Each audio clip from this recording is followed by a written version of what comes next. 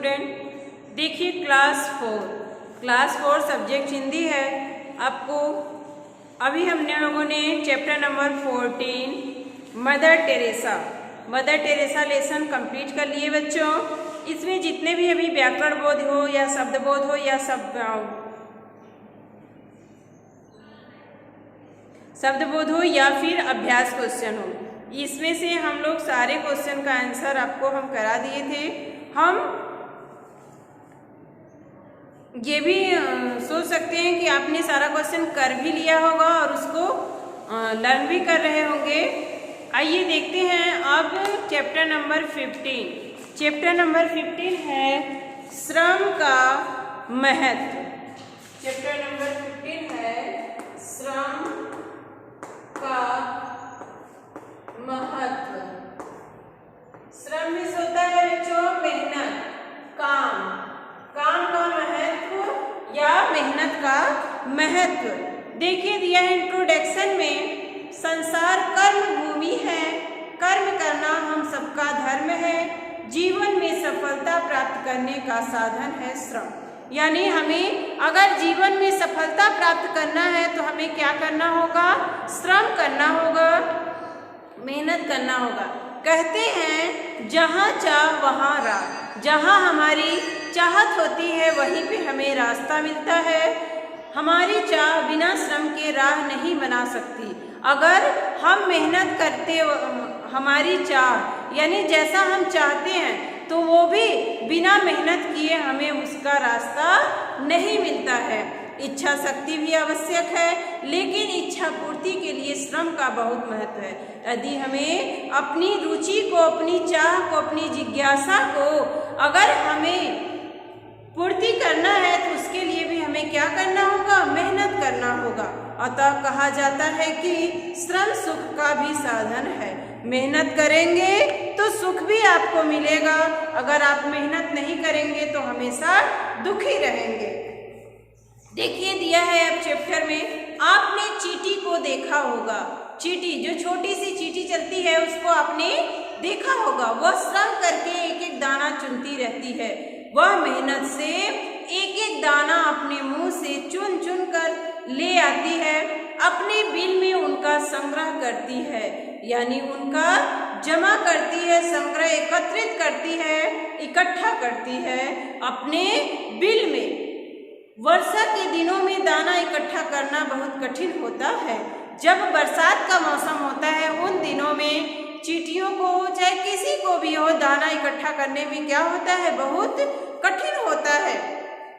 ऐसे समय में चींटी अपने भंडार से ही भोजन प्राप्त करती है, जो वो चुन चुन कर एक एक दाना ले जाकर अपनी बिल में इकट्ठा की रहती है, एकत्र की रहती है। उसका जो संग्रह की रहती है भोजन का, वो बरसात के दिनों में वो क्या करती है? उस भंडार से अपने भोजन प्राप्त करती है।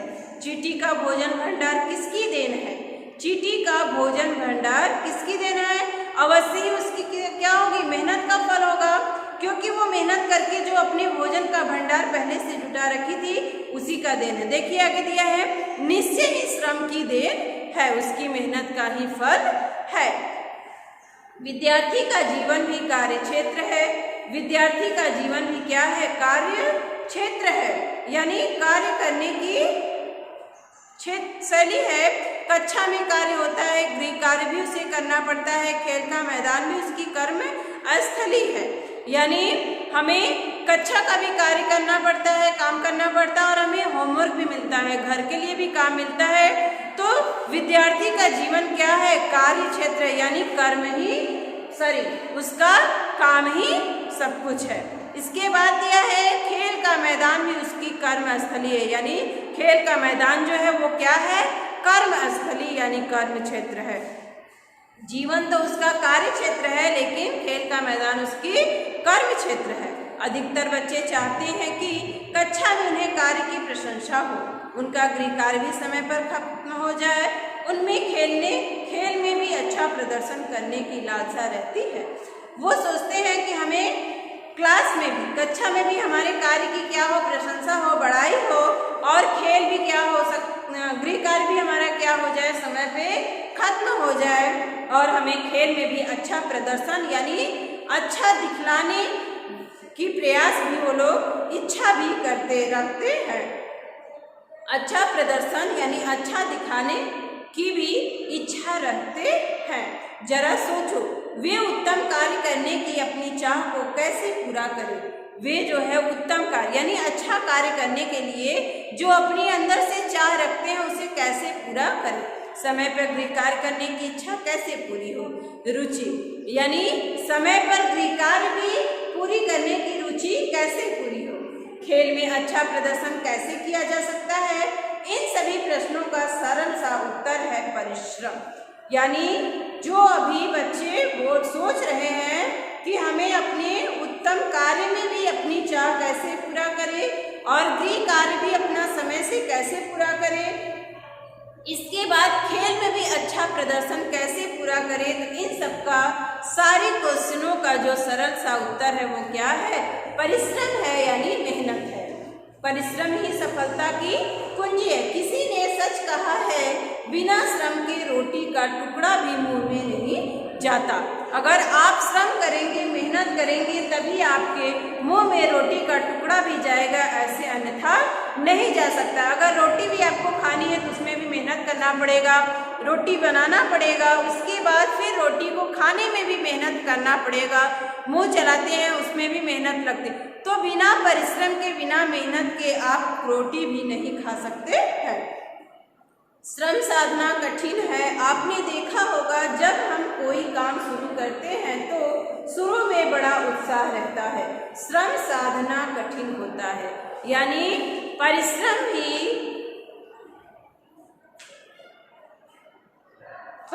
भी करना क्या होता है, बहुत कठिन होता है। साधना यानी पूजा पाठ का होता है, तो परिश्रम करना भी बहुत कठिन होता है। आपने देखा होगा कि अगर हम कोई भी कार्य शुरू में करने जाते हैं तो बड़ी हम उत्साह से करते हैं,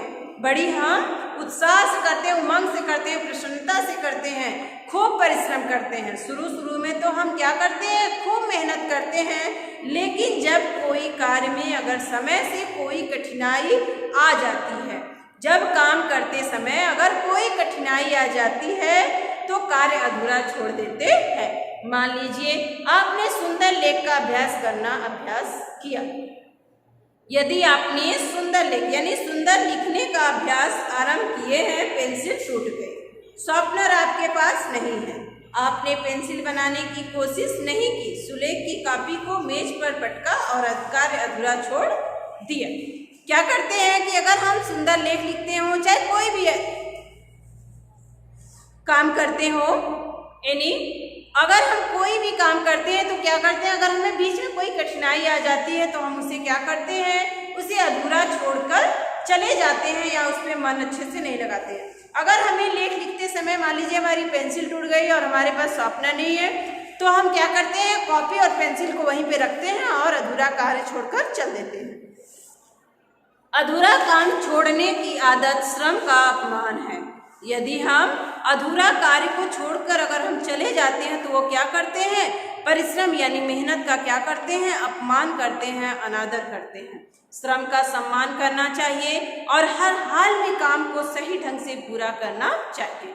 अगर हम जिस काम को करने के लिए चल रहे हैं उसे हमें मेहनत से करना चाहिए और उस काम को पूरा करके ही वहाँ से हटना चाहिए, नहीं तो इससे क्या होता है, हमारी मेहनत का अपमान होता है, बल्कि उसे क्या करना चाहिए, सम्मान से करना चाहिए। ऐसा कहा गया है कि नीच अर्थात बुरे लोग बाधाओं के डर से कोई काम शुरू ही नहीं करते। जो बुरे लोग होते हैं, जिन्हें पता है कि हम ये काम नहीं कर सकते, तो वो क्या करते हैं, उसकी डर से वो काम ही शुरू नहीं करते हैं।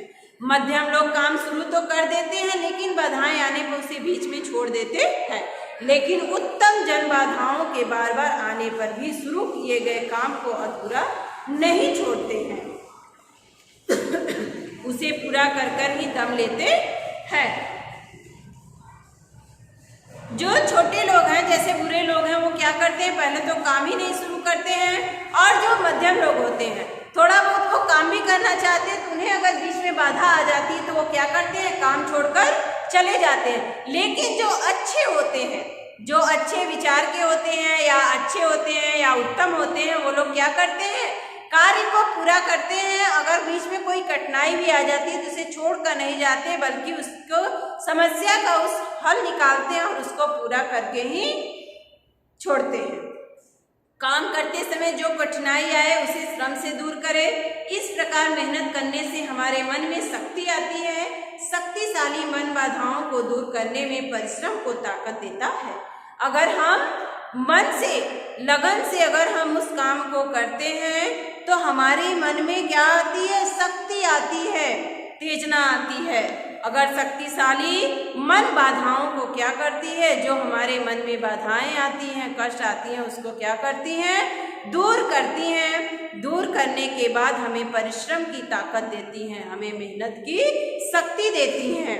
काम से जी चुराना और आज का काम कल पर टाल देना भी बाधा बन जाता है।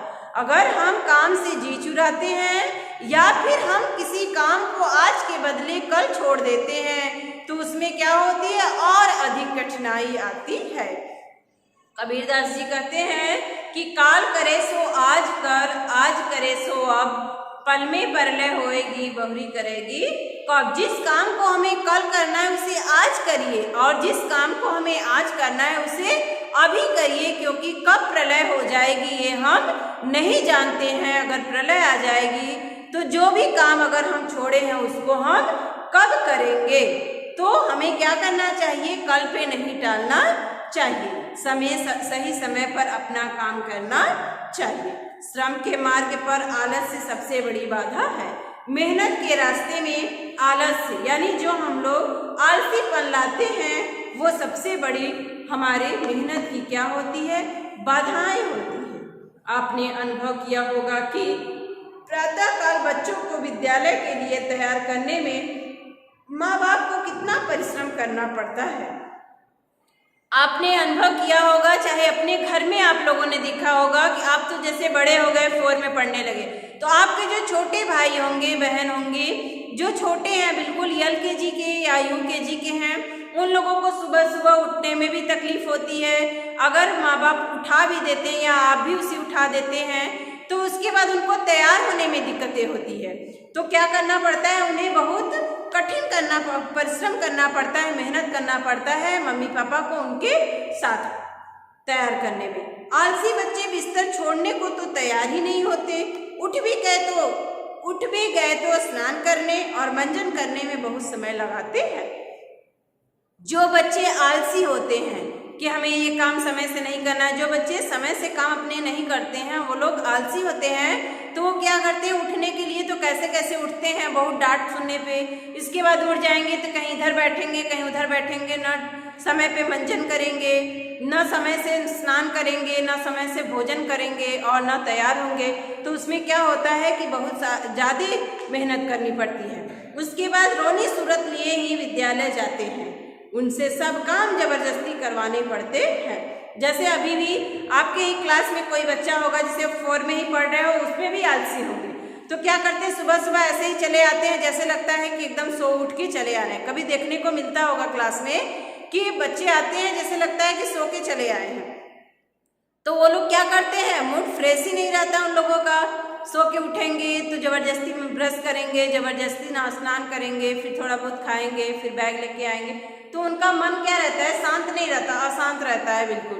तो वो क्या कर लगते हैं, जैसे लगते हैं कि एकदम पूरे सो उठ के चले आ रहे हैं, रोनी सूरत बनाकर विद्यालय चले आते हैं। और उनसे जो कुछ काम भी कहा जाता है तो वो जबरदस्ती ही करते हैं, उसको मन से नहीं करते हैं। क्या कभी सोचा है कि ऐसा क्यों होता है? क्या कभी सोचा है कि ऐसा क्यों होता है? मन में आलस्य का बोलबाला होता है। आलस्य श्रम के महत्व पर ताला लगा देता है। बोलबाला यानी अधिक अवसर होता है। क्या होता है? आलस्य यानी आलस, काम में तन मन की चाह न होना, यानी हम क्या करते हैं कि मन को अपने काम करने के लिए चाहत ही नहीं रहती है। बोलबाला यानी अधिक असर होता है, मन में आलस्य का बहुत अधिक असर होता है। आलस्य श्रम के महत्व पर ताला लगा देता है। क्या करता है कि जो व्यक्ति आलसी होता है उसके मेहनत पे के महत्व पर क्या होता है, जैसे लगता है कि ताला लग गया हो। इससे आलस्य की जीत होती है और श्रम की हार होती है, और आलस्य जो है और अधिक प्रभावी हो जाता है, श्रम को दबा देता है। आलस्य क्या होता है, और अधिक अपना प्रभाव उसमें दिखाने लगता है कि ये आलसी है, तो और उसको आलसी बना देता है, बल्कि उसको मेहनत करने से दूर रख देता है। यदि बालक जब आलस्य और श्रम के भेद को समझ लेता है, तब परिश्रम करने में उसे कुछ मजा आने लगता है। जब वो क्या करता है, आलस और मेहनत दोनों में क्या करता है, फर्क समझने लगता है, भेद समझने लगता है, तब उसे जब मेहनत थोड़ी बहुत मेहनत करने लगता है तो उसे क्या आता है, मजा आता है, अच्छा लगता है। तब जानते हो आलस्य इस पर इसका क्या प्रभाव पड़ता है। आलस्य परिश्रमी बच्चों के मन से विदा हो जाता है। जो परिश्रमी बच्चे होते हैं उनके मन से क्या होता है, आलस्य जो है वो विदा हो जाता है, यानी दूर चला जाता है। अतः श्रम का महत्व समझकर हमें मेहनत करने में आनंद लेना चाहिए। अतः श्रम का महत्व समझकर हमें मेहनत करने में आनंद लेना चाहिए। और क्या करना चाहिए, लास्ट में हमें श्रम को समझकर, यानी हमें मेहनत के महत्व को समझना चाहिए, और मेहनत करने में हमें अपने को क्या करना चाहिए, प्रसन्न होते हुए हमें मेहनत का आनंद लेना चाहिए। तो देखिए बच्चों, आपको श्रम का महत्व समझ में आ गया होगा कि अगर हमें रोटी भी खानी है तो उसमें भी मेहनत करनी पड़ेगी। तो समझ लीजिए कि जब हमें खाना खाने में मेहनत करना पड़ रहा है, तो हमें अदर एक्टिविटीज करने में क्यों नहीं मेहनत करना होगा। तो हमें जो है हमेशा परिश्रम करना चाहिए, तभी हमारे लक्ष्य की प्राप्ति हो सकती है। हमें मेहनत से कभी नहीं घबराना चाहिए। हमारी जो भी आगे बाधाएं आती उसको हमें अपनी मेहनत से दूर करनी चाहिए। इस लेसन में यही बताया गया है कि मेहनत ही सबसे बड़ी चीज है। मेहनत आप करेंगे तो आपको जरूर मेहनत का फल मिलेगा। जैसे एक चींटी अपने भोजन भंडार को इकट्ठा किए रहती है, तो वर्षा के दिनों में उससे भोजन की चिंता नहीं रहती है, बल्कि उसी संग्रह किए हुए, यानी उसी भोजन को जो इकट्ठा की रहती है, उसी से अपना बरसात भर वो भोजन करती है और पेट अपना भरती है। इसीलिए हमें भी क्या करना चाहिए, मेहनत करना चाहिए, मेहनत से पीछे नहीं हटना चाहिए। तो ये रहा बेटा श्रम का महत्व। ये आपका लेसन कंप्लीट हुआ। इसके बाद जो है शब्द ज्ञान है, जो इस अभ्यास क्वेश्चन है उसको कल राइट करा जाएगा। आज तक के लिए इतना ही बच्चों, बाय बाय।